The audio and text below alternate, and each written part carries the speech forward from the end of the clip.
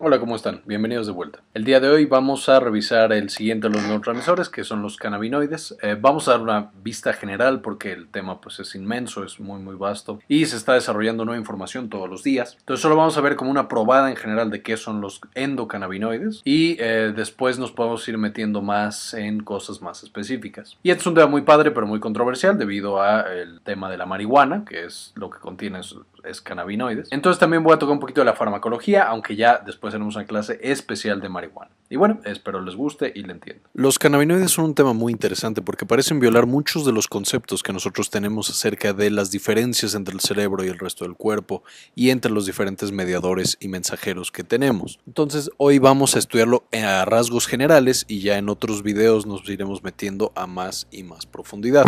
Entonces, el grupo de los endocannabinoides es un grupo recientemente nuevo, son de los últimos mensajeros en el cuerpo que se han descubierto. Sin embargo, esto no significa que no sean importantes. De hecho, los receptores a cannabinoides son los receptores más abundantes que existen en el cuerpo. O sea, el cuerpo tiene más receptores para cannabinoides que para cualquier otro mensajero, cualquier otro neurotransmisor, hormona o lo que sea. Otra cosa especial es que estos son mensajeros lipídicos que pertenecen al grupo de los eicosanoides, muy similar o del mismo grupo de las prostaglandinas, tromboxanos, prostaciclinas que vimos en la clase de inflamación. Esto nos va a dar un poco del mensaje de qué es lo que van a hacer, cómo lo van a hacer y en dónde. Muy similar a las prostaglandinas y todos los demás eicosanoides, van a ser mensajeros que están implicados de manera muy importante en la función del sistema nervioso, pero también en la función del sistema inmune. De manera que son mensajeros neuroinmunes por excelencia. Y vamos a tener principalmente dos, aquí se los muestro. Los dos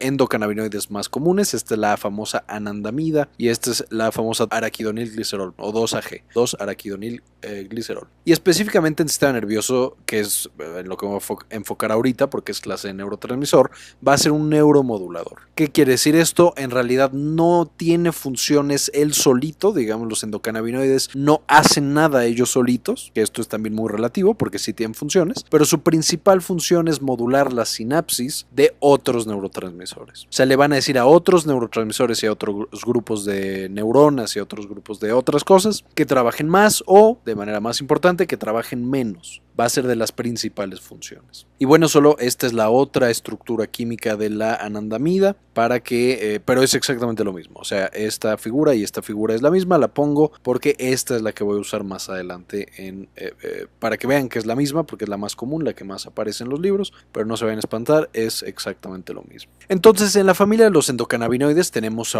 varios importantes, ya los mencioné, los más comunes, los que tienen más funciones son la anandamida, que es este de acá, y el 2-araquidonilglicerol, que es este de acá. Otros que no se ha caracterizado tanto para qué sirven o qué hacen en el cuerpo son la virodamina y la noladina, pero también se forman de manera normal en las células del cuerpo. Y los más importantes o uno de los más importantes agonistas farmacológicos que tenemos, o sea, cosas químicas que nosotros damos y trabajan en estos receptores, son el delta 9 tetrahidrocannabinol, que es el de los principales componentes de la marihuana. De hecho, la marihuana va a tener esta sustancia y va a funcionar todo lo que hace la marihuana, va a ser a través de los receptores a endocannabinoides, que, como hemos estado viendo en estos años, es cada vez más importante. Y este es un agonista completamente sintético que se ha usado mucho para describir la función de los receptores cannabinoides. Otra particularidad de los endocannabinoides es la formación. A diferencia de otros mensajeros y de otros neurotransmisores que se generan cuando nosotros queremos hacer algo, por ejemplo la dopamina cuando queremos movernos. Nosotros queremos movernos y eso hace que liberemos dopamina, digamos, tiene una función. Sin embargo, la formación de los endocannabinoides no va a ser formarlos para que suceda algo, sino que los formamos cuando algo ya sucedió. Me explico. Lo que va a pasar es que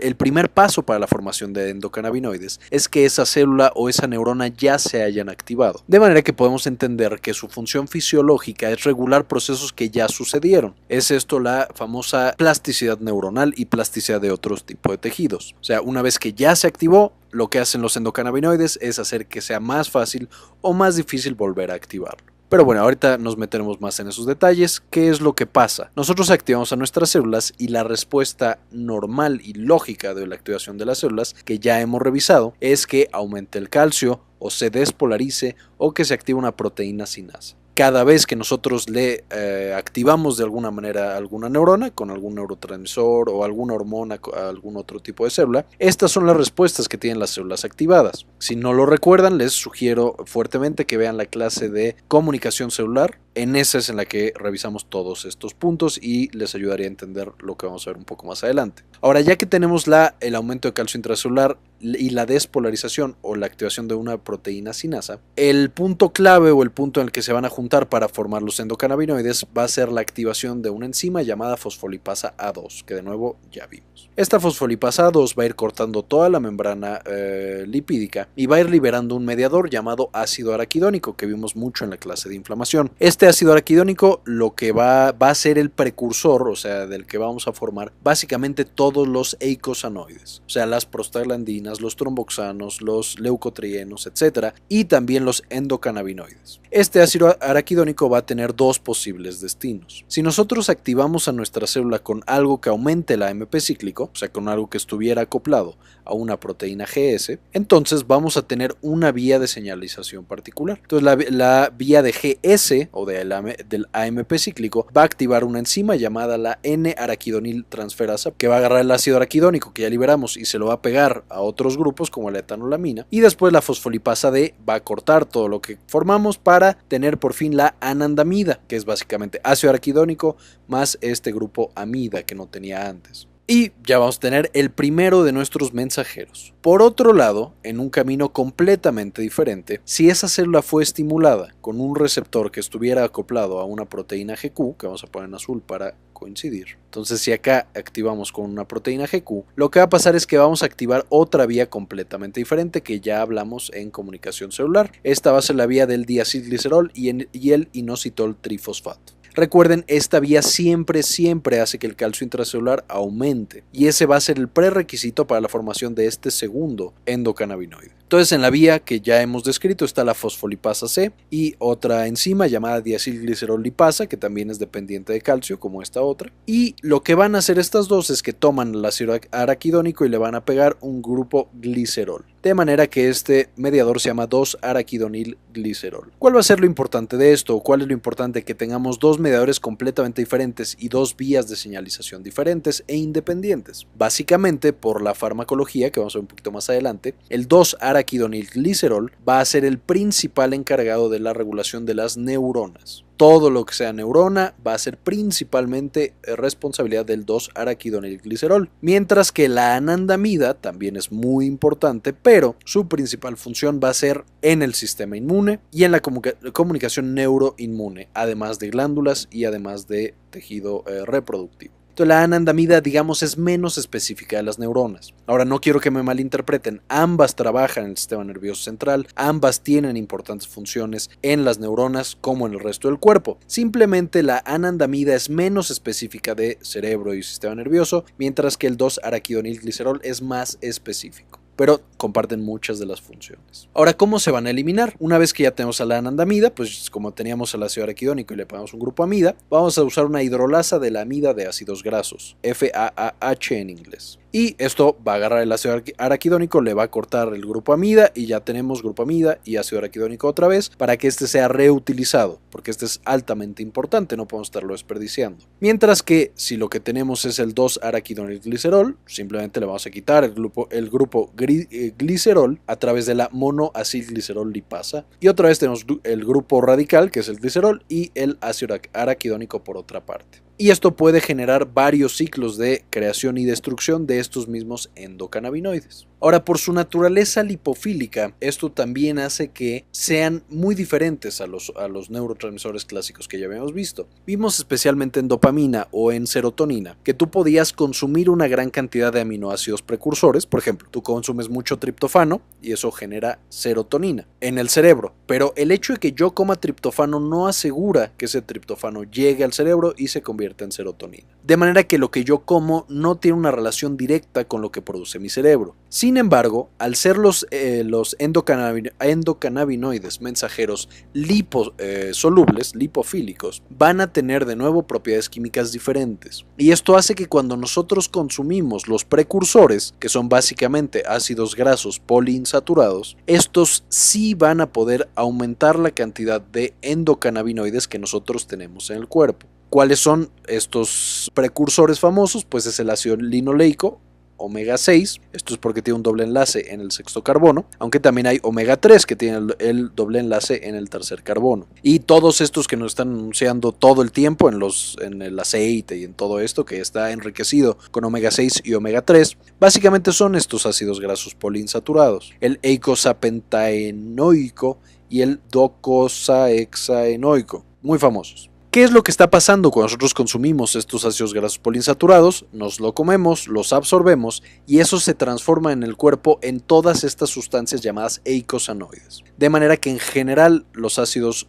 poliinsaturados omega 3 dan lugar a unas moléculas específicas y los omega 6 a otras moléculas específicas. Y como ya lo mencionamos en las diapositivas pasadas, esto puede ser a los eicosanoides, o sea, yo puedo comerme esto y formar anandamida, por ejemplo, o también puedo formar los otros eicosanoides, las prostaglandinas, por ejemplo, que son implicadas en la inflamación, los tromboxanos que están implicados en el tono vascular, etc. De manera que estos son altamente importantes qué tanto los estamos consumiendo en nuestra dieta porque cambian todas las funciones de los eicosanoides, o sea, toda la función del cerebro, del sistema inmune, de los vasos, etcétera, etcétera. No les voy a dar todavía cuáles son las recomendaciones dietéticas porque uno, todavía no está bien estudiado cuánto necesitamos de cada uno y dos, no es el tema de este video, luego haremos un video de los ácidos grasos poliinsaturados. Siguiente diferencia. Como vimos en la serotonina y en todos los otros neurotransmisores, nosotros teníamos una neurona, esta se activaba para hacer X cosa y eso generaba que se liberara el neurotransmisor que estaba almacenado en vesículas. Aquí está la vesícula dentro de nuestra neurona. Y esto es porque son mediadores hidrosolubles. Después eran reabsorbidos y metabolizados hasta que estaban eliminados. Sin embargo, los endocannabinoides no van a seguir este patrón de actividad, por lo que ya estuvimos diciendo. Al ser los endocannabinoides liposolubles, estos no se almacenan en vesículas. Pueden almacenarse en algunas gotitas de grasa, pero esto no se ha demostrado que sea importante, entonces no lo voy a mencionar por ahora. Los endocannabinoides se sintetizan cada vez que los necesitamos, no están acumulados en la neurona. Entonces yo cada vez que activo esta célula, sintetiza endocannabinoides. Y cada vez que por alguna otra razón activo a esta célula, esta también va a sintetizar endocannabinoides. De manera que ambos lados de la sinapsis puede sintetizar estas moléculas. Siguiente diferencia, estas se secretan, no se sabe bien cuál es el mecanismo. En teoría podrían atravesar directamente la membrana por sus capacidades lipofílicas. Sin embargo, no se ha estudiado o no se ha encontrado todavía cuál es el mecanismo por el cual atraviesan esta membrana. Una vez que ya están en el espacio sináptico, como este está lleno de agua, en teoría necesitan una proteína que los vaya transportando de un lugar a otro. O sea, necesitan una proteína que las lleve de aquí hasta acá. Esta proteína no se ha encontrado todavía cuál es. En algunos lados del cuerpo se piensa que es la albúmina, pero en la sinapsis claramente no es probable que sea la albúmina. Entonces a lo mejor hay alguna otra proteína o tiene algún otro mecanismo, no se sabe bien. Y después estos son reabsorbidos. ¿Cuál es el mecanismo de reabsorción? Se piensa que la FAAH se encarga de reabsorber y al mismo tiempo de destruirla, si se acuerdan. Esta es la principal que destruye a la anandamida, que es la que quita los grupos amida de los ácidos grasos. Sin embargo, no se sabe si esta también agarra el 2-araquidonilglicerol o qué onda con lo que está pasando. El punto es que algo la reabsorbe y ya después dentro de las células estas son eliminadas. También pueden llegar a las células gliales. Las células gliales en general no producen tanta cantidad de endocannabinoides, pero sí tienen una importante función moduladora. Y algo importante es que en las neuronas vamos a encontrar principalmente el receptor CB1, mientras que el otro receptor a cannabinoides, el CB2, vamos a encontrarlo en la periferia y en el sistema inmune. Ahorita vamos a ver en dónde en específico. Entonces hay diferencias muy importantes debido a que estos son mensajeros liposolubles a diferencia de los otros neurotransmisores que habíamos visto que son hidrosolubles. Además, el hecho de que sean liposolubles hace que sus funciones permanezcan a través del tiempo, o sea, duran más tiempo como moduladores que otros que son hidrosolubles y por lo tanto se degradan con mayor velocidad. Ahora, ¿en qué parte del cerebro localizamos a los endocannabinoides? Ya lo dijimos, están prácticamente en todos lados y tienen muchísimos receptores. ¿Cuál es la localización más importante? Está en las neuronas glutamatérgicas y GABAérgicas. Pero de nuevo, eso es como decir que está en todo el cerebro. Entonces, partiendo en compartimentos el cerebro, vamos a ver qué hace en cada lugar aproximadamente. Primero, en la corteza frontal. Esta, si se acuerdan, es la parte que está encargada del juicio y del raciocinio. Aquí los cannabinoides evidentemente funcionan un poco como el alcohol, inhiben y entonces causan desinhibición y pueden disminuir la ansiedad de una persona. También van a actuar sobre el sistema límbico como importantes inhibitorios causando ansiolisis, o sea que estemos tranquilos, que nos sintamos bien, que todo esté bien. Van a estar muy implicados en el sistema de recompensas, que ya vimos en una clase específica de sistema de recompensa, el famoso sistema mesocórtico límbico, y aquí lo que generan es una desinhibición, o sea, activan al sistema de recompensa y por lo tanto generan sensaciones placenteras. No se sabe si los cannabinoides solitos generan placer o es porque liberan endorfinas, que son opioides endógenos, y entonces eso es lo que genera el placer. En el hipocampo van a tener importantes funciones en la memoria, de manera que facilitan la consolidación de la memoria, inhibiendo algunas neuronas que normalmente impiden esta potenciación y esta consolidación de las memorias. También van a estar muy implicados en los ganglios basales y en el cerebelo, específicamente en las cuestiones de movimiento. Es por eso que las personas que acaban de consumir, por ejemplo, marihuana, no tienen tan buenos reflejos y no tienen tanta coordinación motora. Es porque se inhibieron justamente las áreas del movimiento. También en el bulbo van a tener funciones importantes, principalmente sobre el sistema respiratorio. Pueden hacer que la gente respire más despacio. En general no causan parálisis respiratoria, pero sí pueden disminuir un poco la frecuencia respiratoria. Y lo más importante, van a inhibir reacciones como las náuseas y el vómito. De manera que tal cual quitan náuseas y vómito. Otra área tremendamente importante para los endocannabinoides va a ser el hipotálamo. Ya lo vimos, el hipotálamo, bueno, lo hemos visto en algunas clases, está encargado de miles de funciones, casi todo lo autónomo del cuerpo está controlado por el hipotálamo. Y en el caso de los endocannabinoides, lo que van a facilitar es cambios de temperatura, específicamente que baje la temperatura, puede generar hipotermia, y también va a generar hambre. Una de las principales reacciones al consumo de cannabinoides, va a ser un hambre intensa.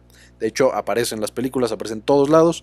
El hambre es característico del consumo de estos productos. Sin embargo, también pueden causar alteraciones de los otros aspectos que controla el hipotálamo. ¿Cuáles son? Función sexual, sueño, ya lo dijimos, temperatura, incluso el peso, el consumo de alimentos y de agua, todo puede cambiar por los endocannabinoides que modifican la función de estos centros. Pero en la periferia también van a tener muy importantes funciones.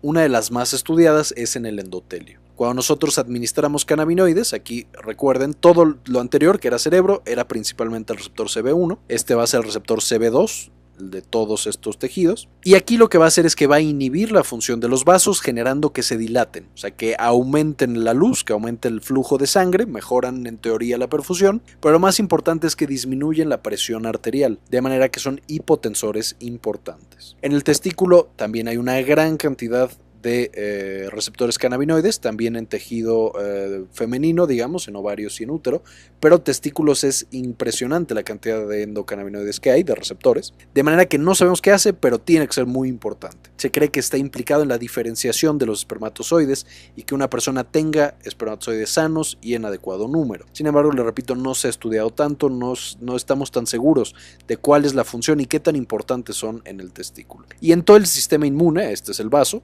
pero en muchos otros sitios donde hay sistema inmune, los endocannabinoides regulan la función del sistema inmune, generan antiinflamación, o sea, hacen que el sistema inmune se tranquilice, se relaje, igual que el cerebro, y que no se vaya a salir de control, de manera que son muy importantes antiinflamatorios y inmunoreguladores los cannabinoides. Y de hecho, la mayoría de las células del sistema inmune puede producir, o sea, tiene toda la maquinaria molecular para producir cannabinoides, principalmente anandamida. Ahora, ¿cuáles son los receptores? Ya lo vimos un poquito, el CB1 es el principal del sistema nervioso, entonces lo encontramos pues en las neuronas, en la glía, y esos son los dos principales, aunque como les mencionaba también lo podemos encontrar en testículos y en los vasos sanguíneos. y en muchas glándulas del cuerpo, especialmente el páncreas endocrino. El CB2 es prácticamente exclusivo del sistema inmune, de manera que es tremendamente importante su función inmunomoduladora, que el principal agonista es la anandamida, recuerden eso, y lo encontramos en casi todas las células del sistema inmune: linfocito B, linfocito T, neutrófilos, macrófagos, etc.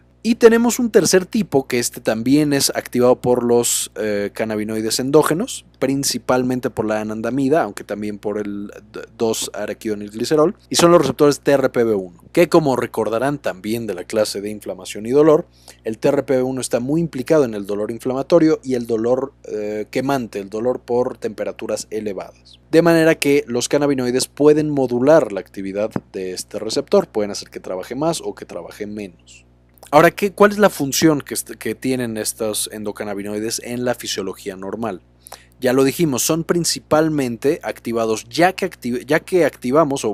son producidos ya que activamos a esa sinapsis, o sea, ya que liberamos un neurotransmisor y activamos a esta célula va a producir cannabinoides y va a ser principalmente un mensajero retrógrado.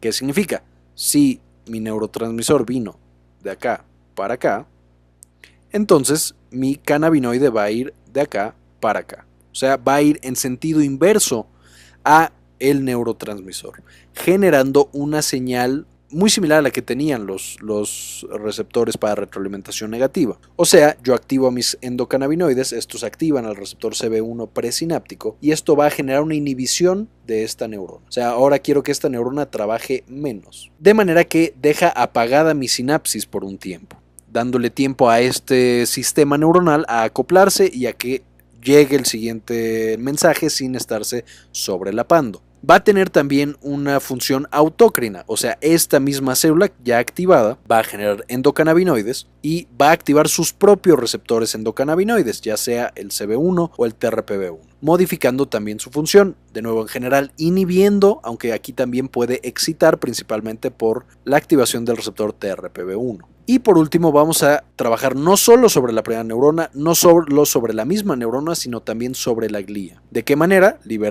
Activamos el receptor CB1 en glía y esto va a generar una liberación de X sustancias, en este caso sería glutamato, que van a inhibir por otro mecanismo a la neurona presináptica. Como que la van a engañar diciéndole: hey, ya liberaste mucho glutamato, ya no sigas liberando, y se va a inhibir la función de esta neurona presináptica. De manera que, en términos generales, lo que van a hacer estos receptores van a hacer una inhibición retrógrada, autóloga, o sea, en la misma célula y también a través de la glía. Ahora, esta inhibición puede llevar a que esta sinapsis se fortalezca al estarse activando justo en el momento correcto y justo en la temporalidad correcta, o puede llevar también a una inhibición, que es lo más común. O sea, yo apago tanto esta sinapsis que ya no se puede volver a activar. ¿Cuál es el mecanismo de señalización de estos receptores, el CB1 y el CB2? Básicamente van a estar también acoplados a una proteína G, pero va a ser una proteína GI. ¿Qué significa esto? Básicamente, cuando activo a mi receptor se libera la subunidad alfa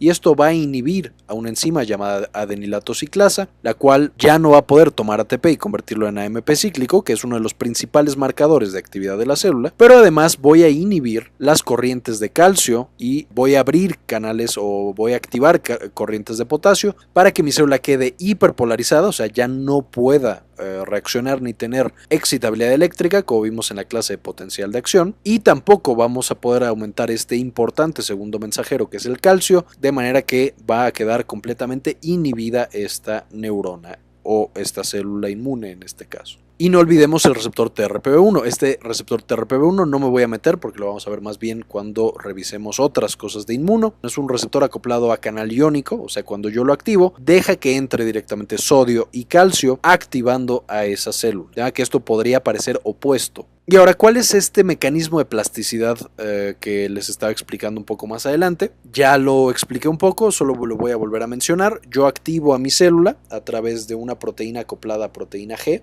Bueno, a través de un receptor acoplado a proteína G. Esto activa a mi neurona generando o despolarizaciones o un aumento de calcio intracelular. Y esto activa a mi diacilglicerol lipasa. Esto genera 2-acilglicerol, y de manera retrógrada inhibo la liberación o la actividad de esta célula, de manera que rápidamente puedo inhibir la función de esta sinapsis. En otro sentido o en otra mecanismo lo que voy a tener es, de nuevo, yo activo a esta neurona a través de un receptor acoplado a proteína G, esto activa a una proteína GQ ahora, esto fue también una proteína GQ. Esto activa a la fosfolipasa C y a la diacilglicerolipasa alfa. De nuevo produzco el 2-acil-araquidonilglicerol y activo al receptor CB1 de nuevo en 2 sinapsis. Puedo inhibir a la misma sinapsis que yo estaba activando, o sea, la misma que me activó, ahora la apago, en una manera de retroalimentación negativa, entonces esto ya no va a funcionar, pero también puedo apagar a una neurona que lo que hacía era inhibir a una neurona inhibitoria. De que esto puede generar que quede facilitada la función de esta célula. Esto es para explicarles que a pesar de que yo estoy inhibiendo a las presinapsis, esto no significa necesariamente que va a quedar inhibida esta neurona. Puedo inhibirla, sí, pero también puedo generar una activación al inhibir a un inhibidor. Espero que esto haya quedado entendido, y este es el mecanismo por el cual los endocannabinoides generan principalmente inhibición a largo plazo, pero también pueden llegar a generar activación. Y por último, a través de la glía también hay un mecanismo en el cual nosotros liberamos nuestros cannabinoides. Estos, en la glía hay un receptor, es el único receptor que se ha estudiado hasta ahora de los cannabinoides, que es el CB1, que está acoplado a una proteína GQ, y en estas proteínas GQ lo que hace es que aumente el calcio intracelular por los mecanismos que ya vimos, se libere glutamato a partir de nuestras células gliales y active receptores especiales de glutamato para esta sinapsis, que son metabotrópicos que causan una activación de nuevo de la sinapsis. O sea, yo libero el glutamato y eso facilita la función de esta sinapsis. Ahora, de la farmacología no me voy a meter tanto porque desafortunadamente la farmacología no está muy desarrollada, o sea, no tenemos ningún fármaco ya en la clínica, o sea, ya en los hospitales o ya en los lugares que podamos decir esto funciona a través de los receptores de cannabinoide. El más cercano, el único que tenemos es la marihuana, que como ustedes sabrán ya estamos empezando a generar algunos usos clínicos de la marihuana, pero la marihuana tiene desventajas importantes, ahorita las voy a mencionar.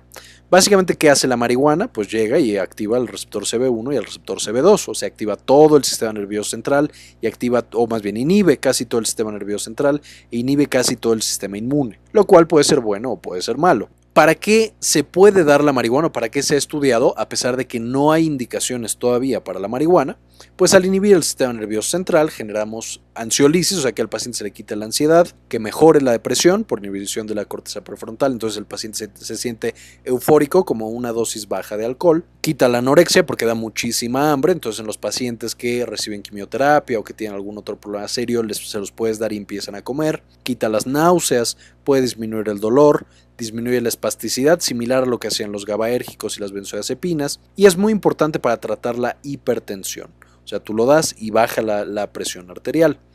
Otros usos que se están estudiando, pero ya no los puse aquí porque son más de inmuno, es que se ha visto que son importantes antiinflamatorios y también pueden inhibir el crecimiento y la metástasis de algunos cánceres. Entonces ya se está probando incluso en cáncer, principalmente en cáncer de mama, y pareciera que disminuye el avance y la metástasis de esos cánceres. Sin embargo, como la marihuana no es una sustancia química, sino que son muchísimas sustancias químicas, además de todo lo bueno, tenemos muchas cosas malas. ¿Cuáles son las más importantes? Pues evidentemente el proceso de adicción, que sí existe el proceso de adicción a la marihuana, no es tan importante como a la mayoría de las otras drogas, pero sí hay una adicción, puede generar depresión y trastornos psiquiátricos, no se sabe si es en pacientes que ya tienen predisposición importante o en cualquiera puede generar estos trastornos psiquiátricos, pareciera que no es en cualquiera, puede generar evidentemente alteraciones cognitivas, pues que el paciente esté así sedado, muy tranquilo, que se ría, y pues eso no es funcional en la vida normal, o sea, no puede ir a trabajar estando así un paciente, sedación ya lo mencioné, y puede generar evidentemente inmunosupresión, o sea, el paciente, como estamos inhibiendo todo su sistema inmune, pues es mucho más propenso a ciertas infecciones y también a otros tipos de cáncer. Entonces digo, tampoco es digamos un medicamento milagroso, tiene sus ventajas y sus desventajas. Entre los otros ejemplos que nosotros podemos tener es por ejemplo el ácido ajulémico, que este es un agonista sintético de los cannabinoides, se ha usado en el dolor neuropático y parece que tiene resultados positivos, aunque todavía no está aprobado. El cannabidiol, que es de hecho una de las sustancias que contiene la marihuana, que esta no tiene tantas alteraciones cognitivas, pero sí es buen ansiolítico, antidepresivo y en general sí tiene muchos de los efectos positivos, sin los efectos en teoría negativos, como la adicción y estos problemas cognitivos. El tetrahidrocannabinol también lo estamos usando de manera sintética para algunas indicaciones, pero no, apenas estamos empezando y no tenemos indicaciones claras todavía. Y en parte es porque ni siquiera conocemos todos los mecanismos o todos los efectos que tienen este grupo de cannabinoides sobre nuestro cuerpo. Y muy bien, para que ustedes sigan investigándolo, saqué toda la información de estos libros, de estos artículos, perdón. Son muy buenos artículos, un poquito largos, pero están bastante interesantes. Y les recomiendo mucho que los revisen. Y como siempre, las imágenes las saqué de Wikipedia.